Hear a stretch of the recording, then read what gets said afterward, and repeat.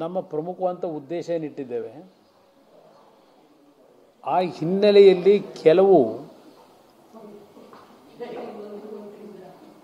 ಸಂಪರ್ಕದ ಕೊರತೆ communication gap ಏನಿದೆ ಅದಕ್ಕೆ ಸಂಬಂಧಪಟ್ಟಾಗೆ ನಮ್ಮ ಒಂದು ಪಕ್ಷದ ನಿನ್ನೆ ಸಭೆಯಲ್ಲಿ ಪ್ರಮುಖವಾಗಿ ಚರ್ಚೆಗಳಾಗಿತ್ತು.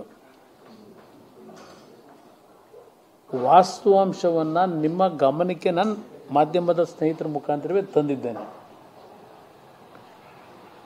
ಇನ್ನು ಸೀಟ್ ಹೊಂದಾಣಿಕೆಯ ವಿಷಯದಲ್ಲಿ ನಾನೇನು ನಿನ್ನೆ ಹೇಳಿದ್ದೇನೆ, ನಾವು ಪ್ರಾರಂಭಿಕ ಹಂತದಿಂದಲೂ 3 ಸ್ಥಾನಗಳನ್ನು ಕೇಳಿದ್ದೇವೆ ಅಂತಕ್ಕಂಥದ್ದು. BJPಯಿಂದ ನಮಗೆ ದೆಹಲಿ ಹೈಕಮಾಂಡ್ ಆಗಲಿ ರಾಜ್ಯದ ಸ್ನೇಹಿತರಾಗಲಿ ಈ ಕ್ಷಣದವರೆಗೆ ಇಂತಿಷ್ಟು ಸೀಟ್ಗಳ ಹಂಚಿಕೆ ಅಂತಕ್ಕಂಥದ್ದು ಸ್ಪಷ್ಟತೆ ಏನಿಲ್ಲ. ಅಲ್ಲಿ ಲಕ್ಷ್ಮೀನಾರಾಯಣ ಕುರಿ ಮೇಕೆ ಸಾಕಿ 6 ತಿಂಗಳಿಗೆ 4 ಲಕ್ಷ ಗಳಿಸ್ತಿದ್ದಾರೆ.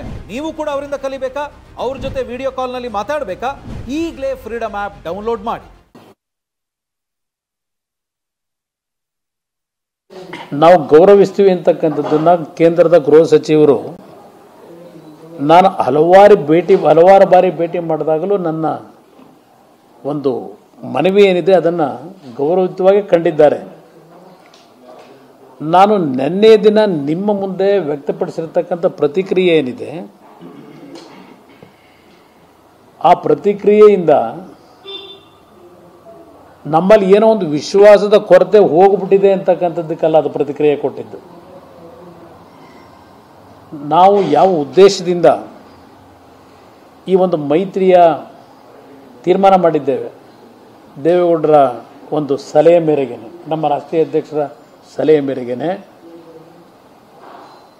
ನಿನ್ನೆಯೂ ನಾನು ಹೇಳಿರ್ತಕ್ಕಂಥದ್ದು 3 ಕ್ಷೇತ್ರಗಳ ವಿಷಯದಲ್ಲಿ ನಾವು ಕೇಂದ್ರದ ಹೈಕಮಾಂಡ್ನಲ್ಲಿ ಮನವಿ ಇಟ್ಟಿರ್ತಕ್ಕಂಥ ನಿಮ್ಮ ಮುಂದೆ ಇಟ್ಟಿದ್ದೇನೆ. ಮಾಧ್ಯಮ ಸ್ನೇಹಿತರ ಮುಂದೆನೂ ಹೇಳಿದ್ದೆ. ನಾನು 2 ಸೀಟ್ಗೋಸ್ಕರ, ಯಾಕೆಂದರೆ ಅದು ಮಾಧ್ಯಮಗಳಲ್ಲಿ ಬಂದಿರತಕ್ಕಂಥದ್ದೇ ಪದೇ ಪದೇ ನಾನು 2 ಸೀಟ್ಗೋಸ್ಕರವಾಗಿ ಶ್ರಮ ಹಾಕಬೇಕಂತಕ್ಕಂಥದ್ದು. ಅದರಲ್ಲಿ ಯಾವುದೇ ರೀತಿಯ ನಮ್ಮಲ್ಲಿ ವಿಶ್ವಾಸದ ಕೊರತೆಯಿಂದ ನಾನು ಹೇಳಿರ್ತಕ್ಕಂಥದ್ದು ಅಲ್ಲ. ಸಭೆಯಲ್ಲಿ ನಿನ್ನೆ ಏನು ಚರ್ಚೆ ಆಯಿತು ನಮ್ಮ ಕೋರ್ ಕಮಿಟಿನಲ್ಲಿ, ಆ ಹಿನ್ನೆಲೆಯಲ್ಲಿ ನಿಮ್ಮ ಗಮನ ಸೆಳೆದೆ ಅಷ್ಟೆ. ಇಷ್ಟಕ್ಕೇನೆ ಈಗ ನಮ್ಮ ರಾಜ್ಯದ ಪಾಪ ಅದೆಂಥದ್ದು ಟ್ರಬಲ್ ಶೂಟರು, ಹಿಂದೆ ನಾನು ಸರ್ಕಾರ ನಡೆಸಬೇಕಾದ್ರೆ ಟ್ರಬಲ್ ಶೂಟರ್ ಅಂತ ಹೇಳಿರೋರಲ್ಲ ನೀವು.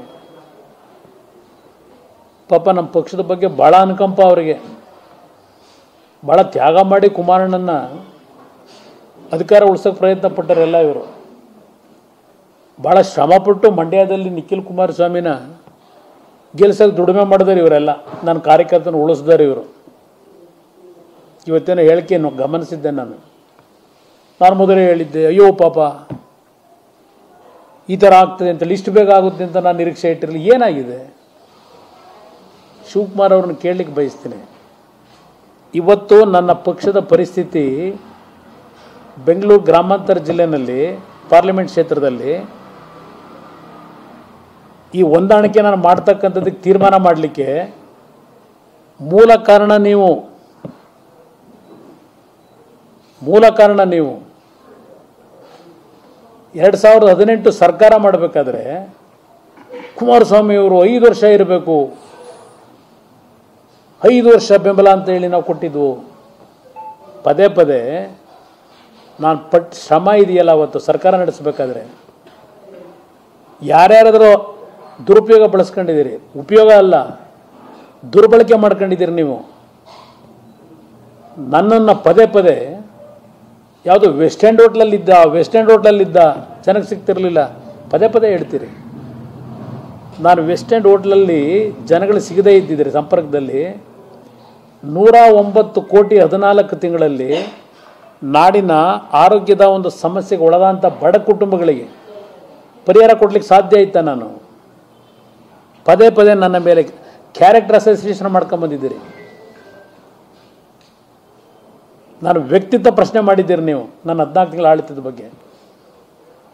ಏನು ದೊಡ್ಡ ಅಪರಾಧ ಮಾಡಿದೆ ನಾನು ಅನ್ನೋ ರೀತಿಯಲ್ಲಿ. ಯೋಗ್ಯತೆಗೆ ಸರ್ಕಾರ ಹೋದ ಮೇಲೆ ಸರ್ಕಾರಿ ಬಂಗ್ಲೆ ತೆರವುಗೊಳಿಸಲಿಲ್ಲ ನೀವು. ಆ ರೀತಿ ನನ್ನ ನಡೆಸ್ಕೊಂಡ್ರಿ.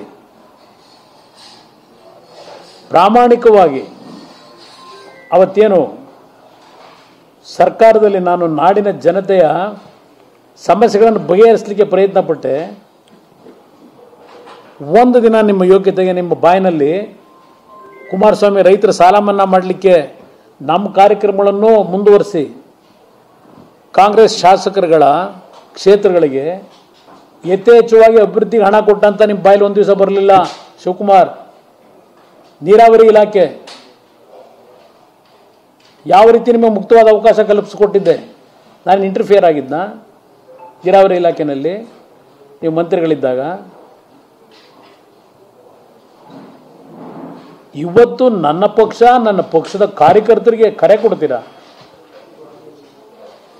ಅಯ್ಯೋ, ಇವತ್ತು ದೇವೇಗೌಡರು ಅವ್ರ ಅಳಿಯನ್ನೇ BJP ಕಳಿಸ್ಬಿಟ್ರು, BJP ಅಭ್ಯರ್ಥಿ ಮಾಡಿ. ಅವ್ರ ಕುಟುಂಬದಲ್ಲೇ ಈ ಪರಿಸ್ಥಿತಿ. JDS ಕಾರ್ಯಕರ್ತರ ಭವಿಷ್ಯ ಏನಾಗುತ್ತೆ? ಬನ್ನಿ ನನ್ನ ಪಕ್ಷಕ್ಕೆ, ಬನ್ನಿ ನನ್ನ ಪಕ್ಷಕ್ಕೆ. ಯಾವ JDS ಕರ್ನಾಟಕ ರಾಜ್ಯದಲ್ಲಿ, ವಿಶೇಷವಾಗಿ ಹಳೆ ಕರ್ನಾಟಕ ಭಾಗದಲ್ಲಿ ಸದೃಢವಾಗಿ ಬೆಳೆದಿತ್ತು, ಆ ಶಕ್ತಿಯನ್ನು ಉಳಿಸ್ಕೊಂಡಿದ್ವು. ನಿಮ್ಮ ಕುತಂತ್ರದ ರಾಜಕಾರಣದಿಂದ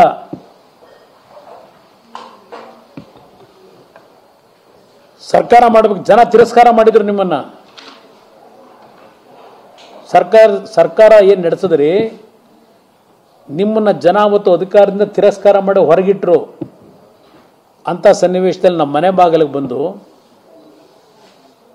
ಸರ್ಕಾರ ರಚನೆ ಮಾಡಬೇಕು ಅಂತ ಹೇಳಿ ನಮ್ಮನ್ನ ಎಳೆದೋದು. ಇವತ್ತು ನೈತಿಕತೆ ಬಗ್ಗೆ ಚರ್ಚೆ ಮಾಡ್ತಿರಲ್ಲ, ಜಾತ್ಯತೀತ ಬಗ್ಗೆ ಚರ್ಚೆ ಮಾಡ್ತಿರಲ್ಲ.